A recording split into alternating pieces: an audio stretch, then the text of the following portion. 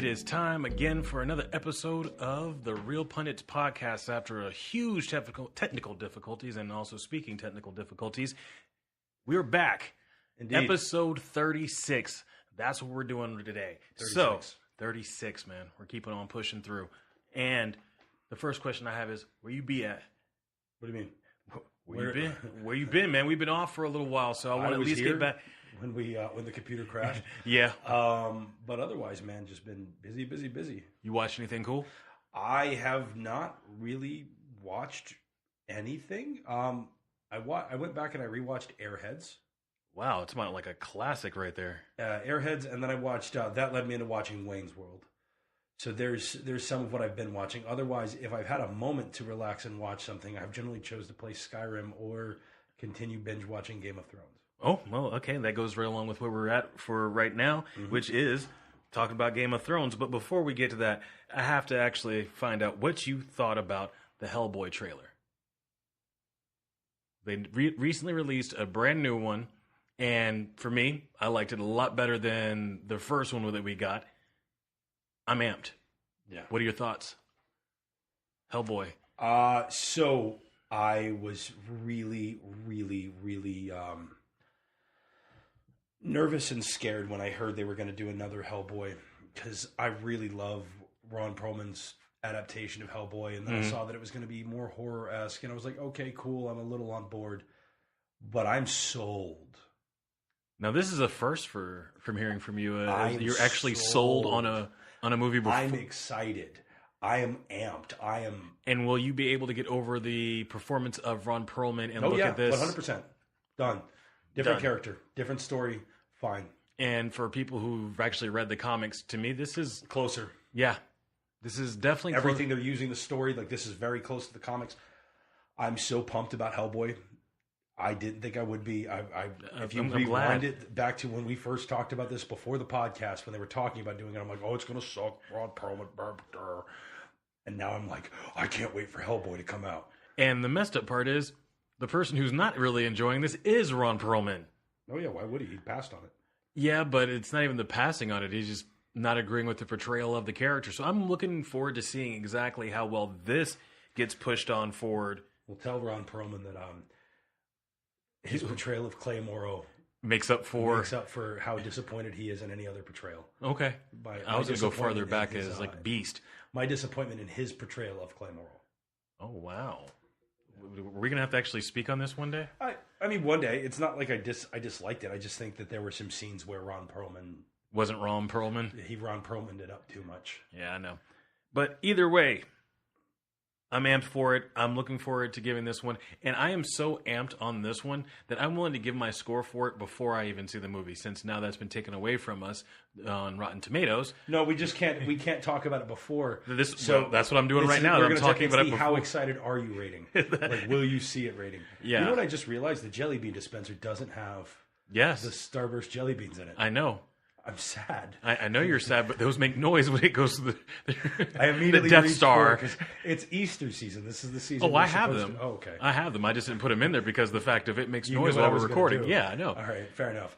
All right. Anyways, so moving on from that, the next movie I'm actually pretty amped for, and I've seen it be running on this hardcore, like, hey, these are all things I would love to talk about in Geek Out, which I'm going to get back to, but there's been so much in the geek world that has not been positive on either side of things that I just had to step away. So I at least had to get that out there, that there comes a point where things become negative on both sides between the makers of films and the people watching it, that the negativity bugs down trying to be positive. So I've stepped away from doing the Geek Out because every time I want to talk, it's just been, you have to fight all the negative that's out there in the world. And I'm really trying, the thing of us even talking in general about movies has always been about the love of movies, good or bad. We still just love movies, and I think there's too many people right now that are getting into the other side of it. Movies have been so politicized and attached to movements, and they're no longer escapism. So it's upsetting a lot of people on the internet, and I get it. You look at, and we discussed we weren't going to really talk about Captain Marvel, and I'm going to say something brief about it. All right, I mean, go for it, man. So this isn't about the film itself, but it's about why people are upset about the film. We watch movies for escapism. If we wanted to see people argue about politics or feminism or misogynists or whatever the hot button issue or talking point or soundbite you want to use. We stay in our own reality, man. Go talk to a college student and get yelled at for mansplaining something, and we don't want to see that in our films. Whether they wrote a feminist ideology into the film or not, I don't care. That's not my business. That's their business. As long as they make a good film, that's all I honestly care about. But do you think that time of escapism is gone? I mean, no, we need to get right back to it. Okay, so speaking of that, because I'm gonna bring this right back into some things. So we're talking about escapism, and one of the biggest things for escapisms for me, at least especially in the theater, is when you sit down in the theater and that theater goes dark, those lights go off, and you start off a new movie, E.T., and that's a joke just for my parents. But the concept comes down to it is, for the next hour, 30 minutes, next 2 hours, you're away from the world. It helps in the escapism. And I'm building up for something. There is something that is coming out that is going to be rumored 3 hours long. Ooh, what is it? Endgame. 3 hours of Endgame. They're talking about this is going to be one of the longest of the Marvel property movies. I'm excited for that. Give me back the days of going to a movie and spending 3 to 4 hours. I got my money's back. I'm fine with that. I pay for a ticket for $15, and you give me a 3-hour movie. I'm sold. I'm good. Spending 21 going to see a double feature done by Tarantino. Thank you. And spending 5.5 hours in a theater. I didn't even think that was. I didn't even notice it being 5.5 hours until I got out of the theater at 2:30. I wanted to see another trailer. What? Yeah. Give me another set of trailers. Intermission trailers, yeah.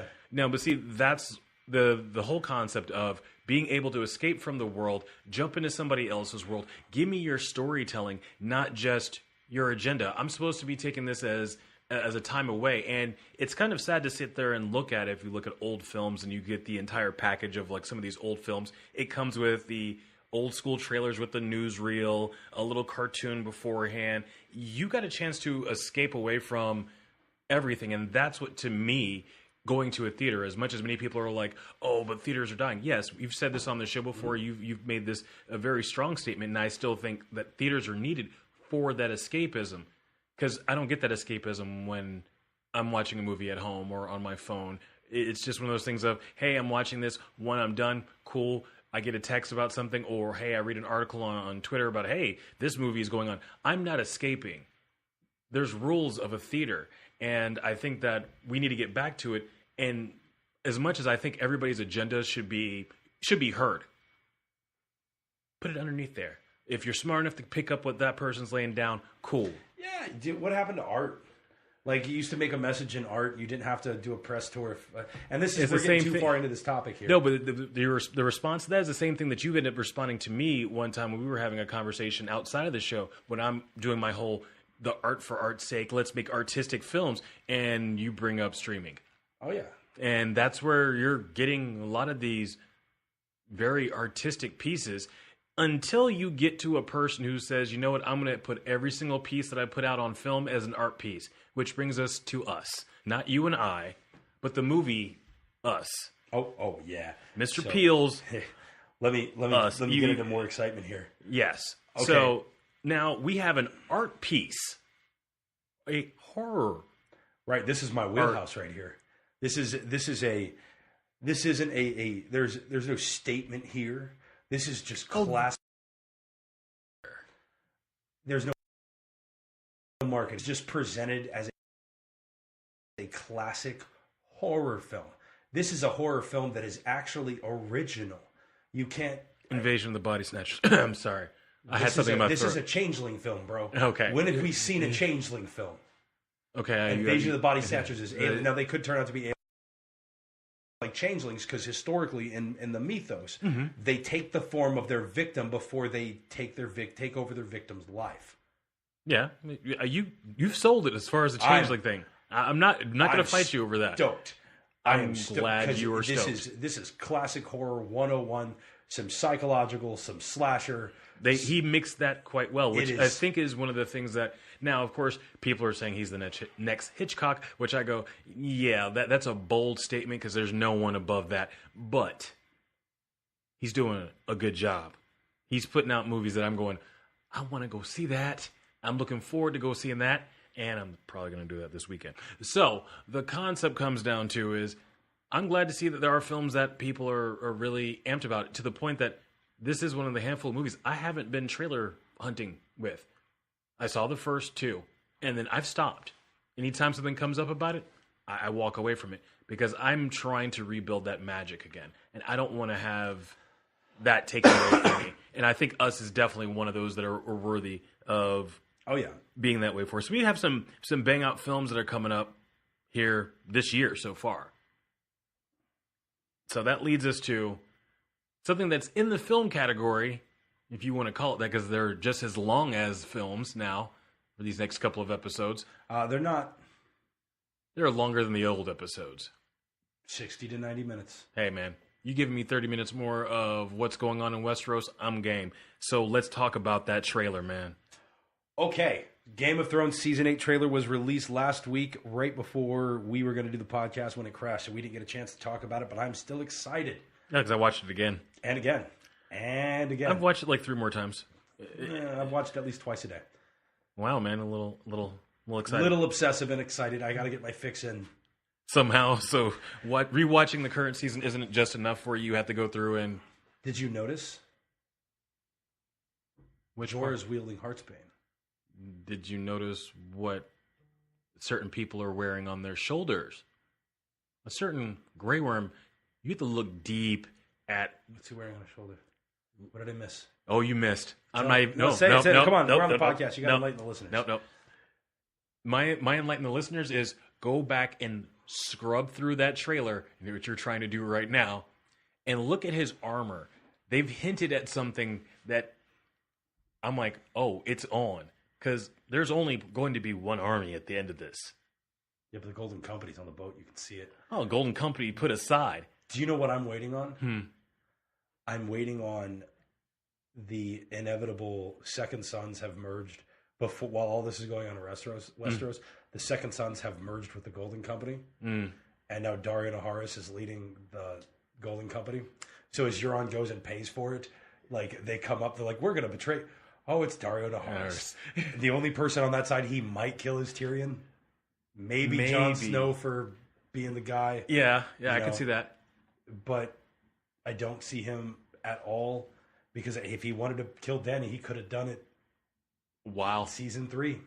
So the question I have from you, I'm trying to get from you is, what did you pull from the Season 8 trailer that was that moment? What was it that pulled you... There was a few. Definitely the final moment where you have the who's who of the North Allegiance standing across from what looks like dead horse legs, approaching them. You also have that look of terror in Arya's face as she's running. That was the one that got me, was seeing her run from something scared. I'm like, that girl she ran lost from the fear. Waith, but she didn't look afraid doing it. She just looked like, okay, I got to go. Like she was thinking and trying to lure her to where she got to go. That scene that they showed was like she's terrified. Yeah. So the girl has fear. Yeah. Why does the girl have fear? She's no one. She's no one. She should have no fear. But she probably said not today to death, and he still came anyway. And that's where I go. To me, that adds in that one of the things I always used to love about really good zombie films is that fear, that look of fear in that person's face of, you can't get away from this.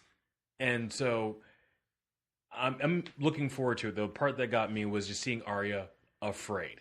And I also know that she's going to have some quips going on, because I don't think the interaction between her and Dany is going to be just, hey, bow down to me, little girl. And she's going to be like, a girl bows down to no one. I foresee that happening. I don't. I think Dany's going to try to flex a little bit. I don't see Arya being that defiant.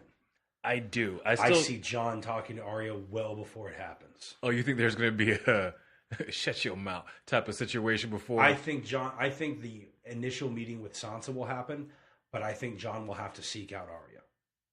Like, Arya's going to be... I think Sansa's going to be the one that's going to make everything go fall apart. I don't think so. I think so, because she's going to want to... She's not going to be down for that, because you saw that one clip. She's like, you took the knee? I'm sorry, bro. I think Sansa's going to be... I'm putting my money in on Sansa's going to be the reason why things go I think that south. Sansa's going to have a plan in her head for it until those dragons fly overhead. Everybody has a plan until dragons. Yeah. And at that moment, she's going to be like, oh, this is real. I see why he did it. And then when the army gets there, she's going to be like, oh, okay. Because there's not much flexing Sansa can do. Even with the Knights of the Vale, she doesn't have the Dothraki and the Unsullied, which outnumber everything the North has. Which is where I'm wanting to see the political part of this, is see how the Northmen handle what Jon has done. I'm waiting to see how I think that they're not going to have time to react. There's always going to be a time to react, because that little girl falling, the bear girl, to have reached. Yeah. She's going to have to say something. I don't think we're going to see her again this season. Oh man, come on! She's one of my favorite characters. I don't think we're going to see her again. She'll die off screen. The baby Mormont girl is going to be gone. Yeah, they have to cross through Bear Island before they go to Winterfell. Man, you just made me sad. Now I don't even want to watch this season. You got to think. Last Hearth gone. Yeah. So all the Karstarks he just gave back in Carhold gone. Anybody left at the Dreadfort gone. Well, Winterfell is the closest besides like Moat Cailin and the where the Reed's from. Alan Reed. So the what is the marshlands? Yeah, the marshlands. I can't remember the actual name of it. The Crannock Men. The land of the Crannock Men. Right. Wow. So we got a lot to look forward to. Yes, sir, we do. But before we can get to that point, we have to talk about season 1. And of course, there are some amazing things that happened in season 1. As anyone who's actually read the books, season 1 was a very good retelling of. And it was something that if you never read the books, man, it could get you in. It definitely. It may take a couple episodes for you to kind of like, all right, first episode for people. Like anytime I showed somebody that's not either a hyper fantasy fan or a fan of the books, because those are the two things that this show initially appealed to. Yeah, people that like Lord of the Rings and people that read the books. Why does that have to be Lord of the Rings? There's other fantasy stories that are out there, bruh. Name one as big as Tolkien's work. Wheel of Time? As big as Tolkien's work. Bigger. As big as Tolkien's work. I'm not going to do this right now. I'm not doing this right now. Look, there's only one fantasy author that has surpassed Tolkien.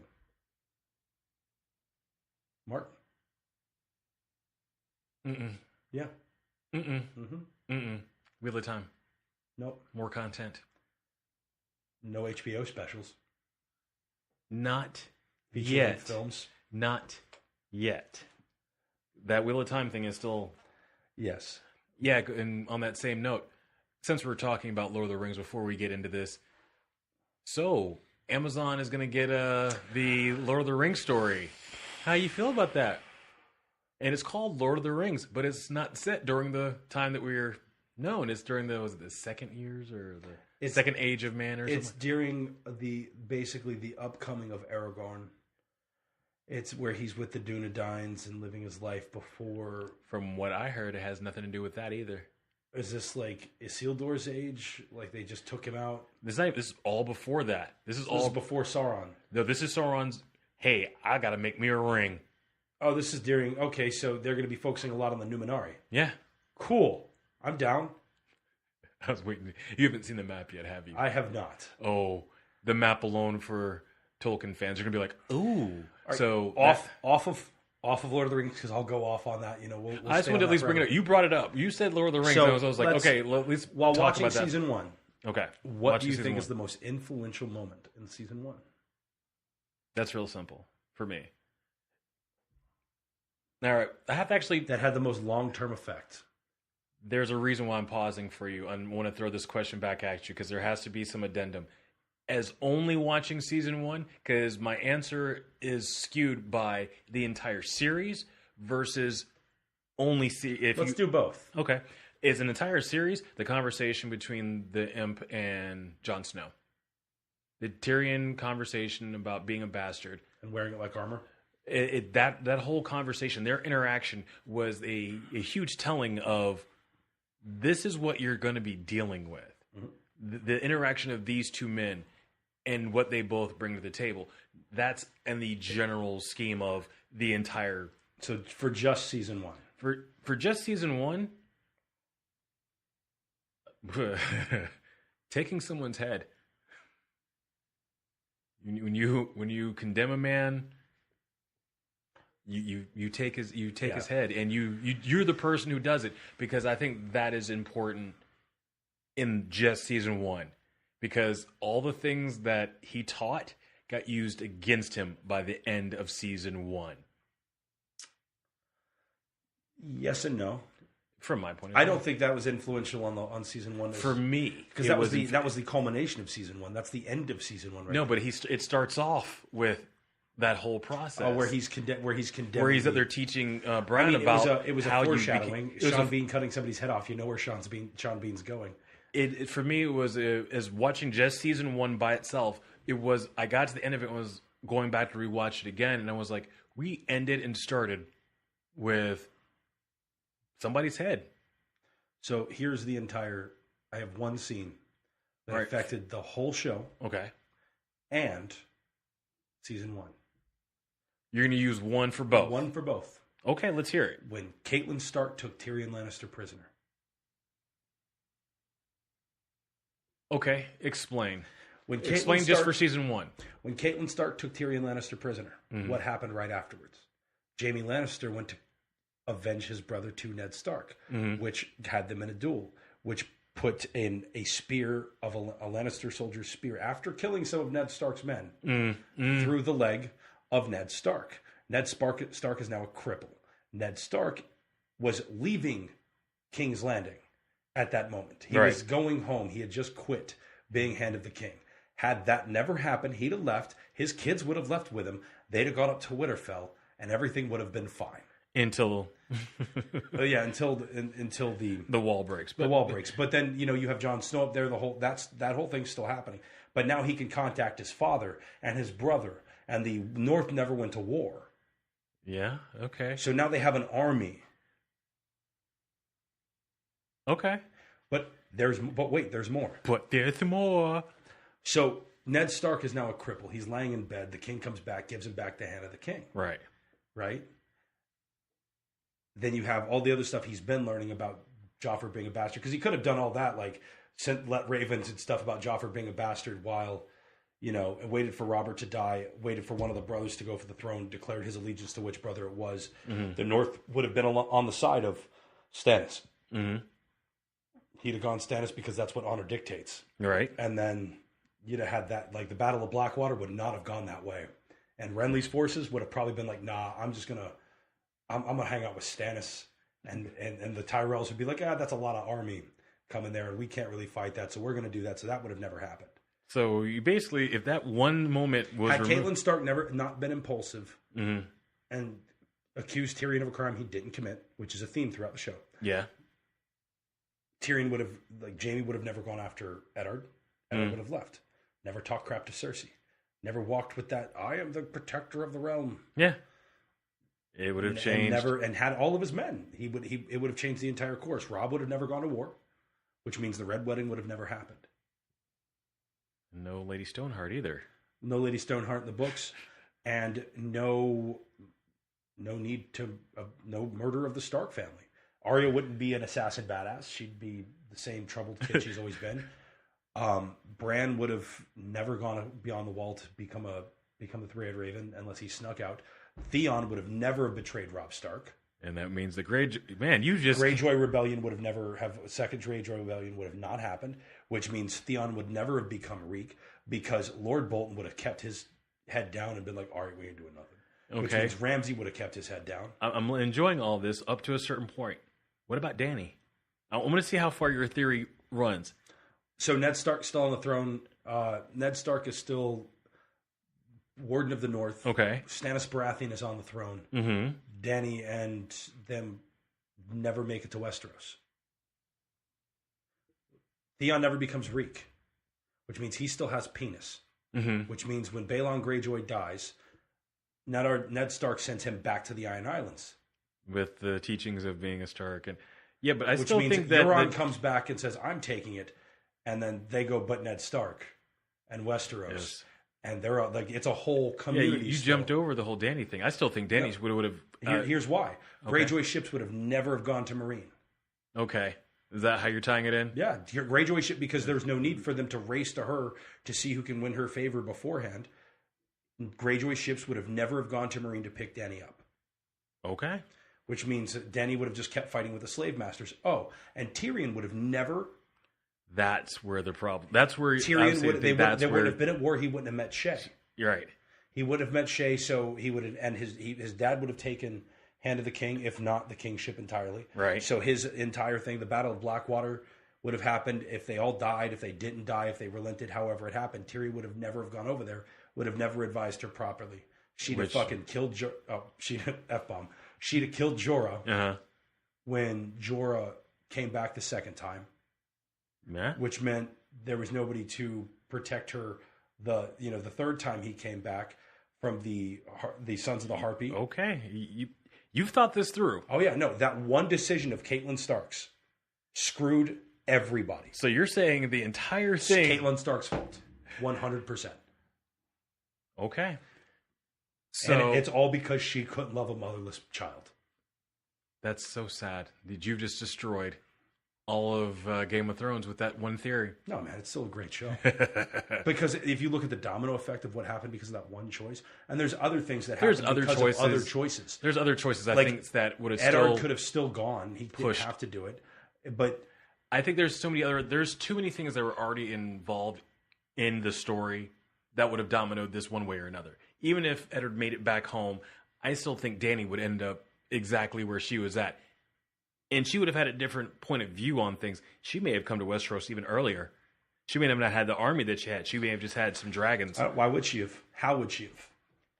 The how, once you remove that one domino from everything from falling. Right. So but let's go with this, right? Okay. The assassin was sent whether Eddard wanted it or not. Right. Okay.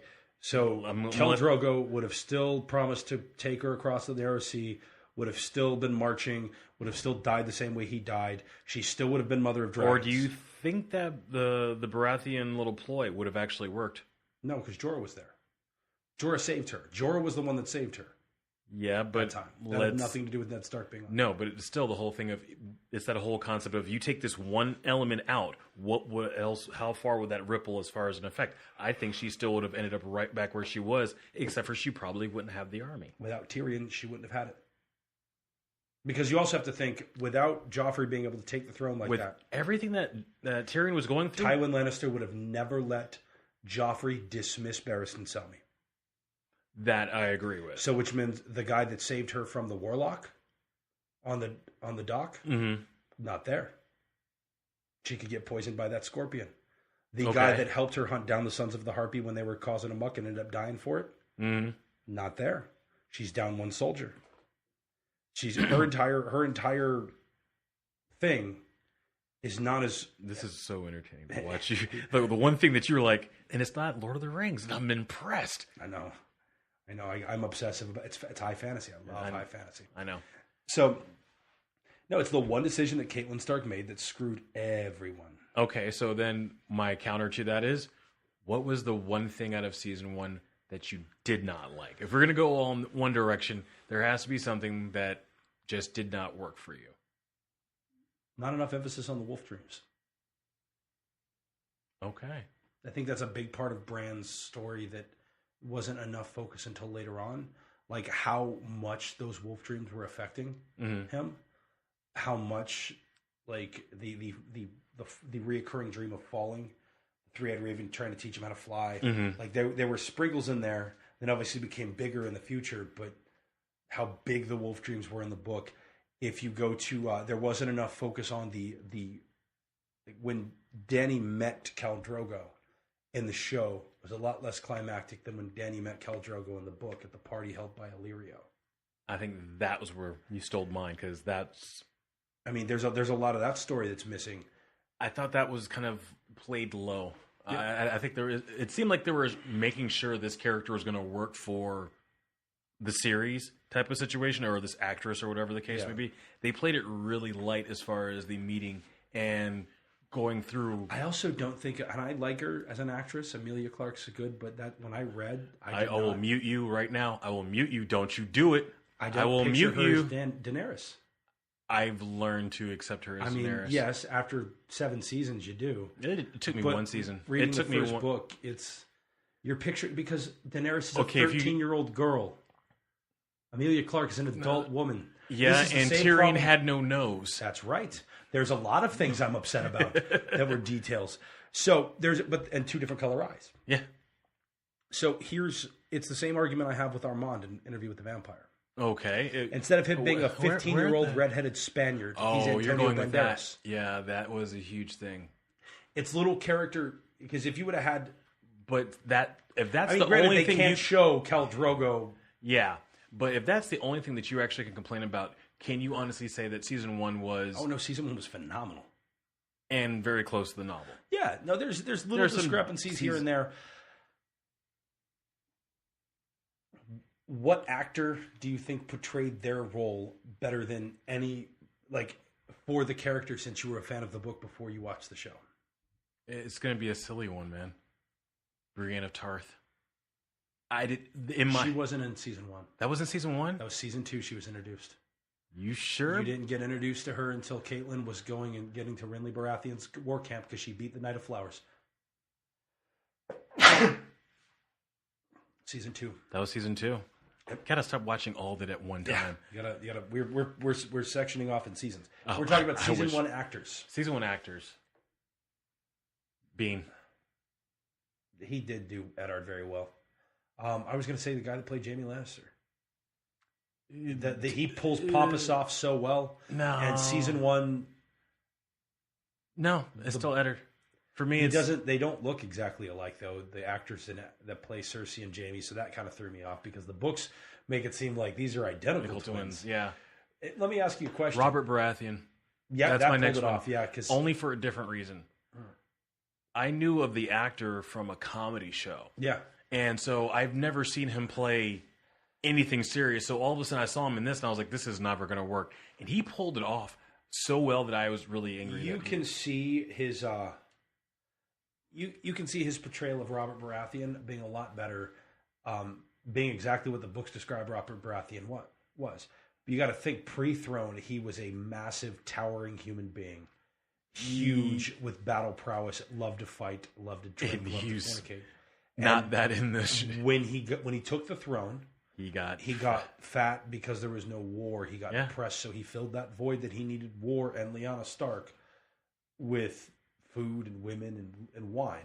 So he just got, and that's the same way the books describe it. So, and you can see it in the scene where he's sharing war stories with Barristan Selmy and Jaime Lannister, how much he misses. Yeah.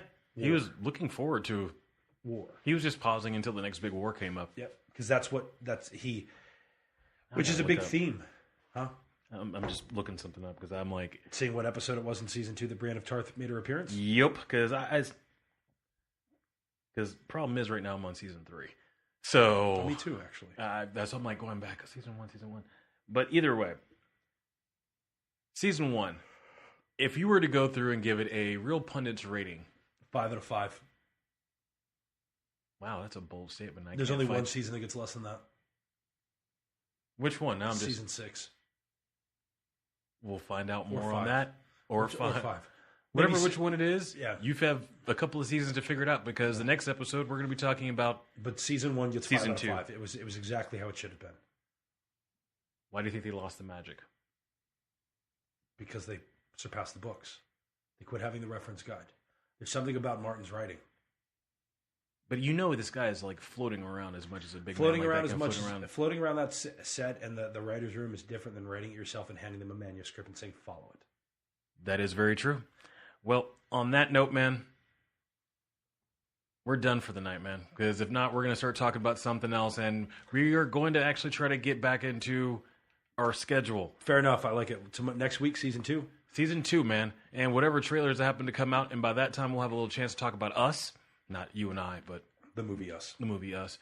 And a couple of other things that we have going on. Now, I know there is always the question of, you guys were talking for a long time about that whole YouTube thing. Yeah, that was one of the reasons why we're kind of on technical difficulties. Technical difficulties. We tried something, it did not work, and so now we could not get the audio to pair up with the video, and then the computer wanted to crash over the audio, and then it became an issue. So you're going to be back to hearing our voices for a little while until we get past this whole situation. We're looking at some things, but soon we will be back on the goal of being back on YouTube. But before that time, if you want to hit us up at mailbag@therealpundits.com, that is TheReelPundits.com, there is a reason why I'm bringing this up.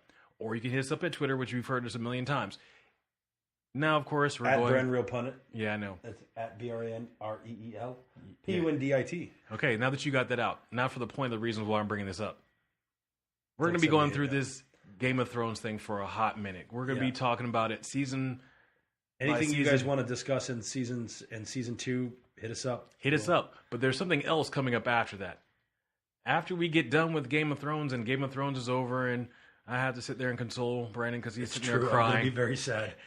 Well, it depends on how it ends. I might be the happiest camper in the world, but I just don't think they're going to. My expectations are too high for how they should end it. But the ending of this all, and we're going to bring this up on our Facebook group, which is called, Brandon? That's Real Pundits Film Talk. We're going to be trying to go through, and I want to get a poll up of what classic films do you guys want to see us actually go through and talk about? And we're going to put up some things that we have interest in. And, of course, the first one is probably going to be Casablanca. But it could be something else. I want to go for 12 Angry Men, but that's besides the point. That's the artist inside. We can do 12 Angry Men, dude. We can do Casablanca. We can do... There's a plethora, a sea of classic movies, and we like to see exactly what other people think, and we'll start digging through those old movies because there's some movies out there that people haven't really talked about or haven't seen that I'm really hoping to impart on people, like Bullet, for example. You want to talk about a car movie? Then you have a eventual thing we're going to get to, which is the Real Pundits list of 50 films you should see before you die. Yeah, we're going to get to that. But before that, let's just talk about some classic films. Some classic films. And so if you have one that you think that, hey, you guys need to talk about this, holler at us. You can let us know. We told you where to find us at. I'm at ANA Real Pundit on Twitter. And other than that, last words, of course, is bye. See you.